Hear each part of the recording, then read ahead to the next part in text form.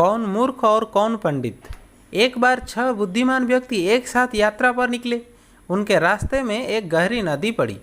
कोई नाव नहीं थी, इसलिए वो तैरकर नदी पार कर गए। वे सभी सुरक्षित दूसरे किनारे पर पहुंच गए। जब नदी के दूसरे किनारे पहुंचे, बुद्धिमान व्यक्तियों में से एक ने पूछा, क्या हम सब सुरक्षित हैं? आइए सुनिश्चित करें।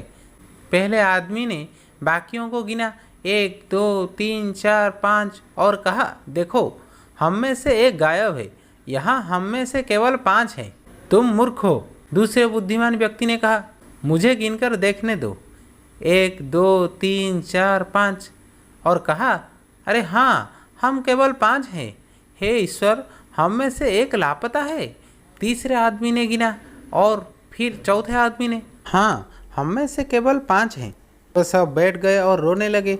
हम में से एक डूब गया, कितना दुखद है, हमारा प्रिय मित्र डूब गया। अब हम क्या करें? कुछ समय बाद बुद्धिमान लोगों के नेता ने कहा, हमने एक बुरे दिन पर अपनी यात्रा शुरू की थी, इसलिए हमने हम में से एक को खो दिया। अब हम आगे नहीं बढ़ेंगे, चलो घर वापस चलते हैं। बाकी लोग सहमत हो गए। बुद्धिमान लोग तैरकर नदी पार कर दूसरे किनारे पर पहुंच गए। उनके गांव के एक गरीब अनपढ़ आदमी ने उन्हें देखा। उसने पूछा, क्या आप अपनी यात्रा पर नहीं जा रहे हैं? नहीं, हम नहीं जा रहे हैं। बुद्धिमान लोगों के नेता ने कहा, हमने नदी में अपने एक दोस्त को खो दिया, इसलिए हम घर वापस जा रहे हैं। तुमने किसे खोया? अनपढ़ आदमी ने कहा। हम नहीं जानते, हम 6 थे, अब हम केवल 5 हैं, नेता ने कहा। अनपढ़ ग्रामीण ने उन्हें गिना। वे 5 नहीं 6 थे। उसने सोचा, ये लोग वास्तव में मूर्ख हैं। उनमें से प्रत्येक ने केवल दूसरों को गिना और खुद को गिना नहीं, इसलिए उसने 5 गिने। अब मैं उन्हें सिखाऊंगा कि कैसे गिनना है। फिर उसने उनसे कहा, एक पंक्ति में खड़े हो जाओ, मैं गिनूंगा।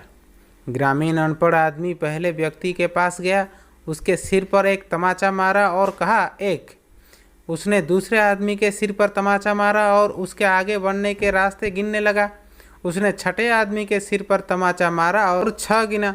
अब आप देखिए, आप 6 है, 5 नहीं। अरे, आप सही कर रहे हैं, अब हम 6 हैं, बुद्धिमान व्यक्तियों में से एक ने कहा।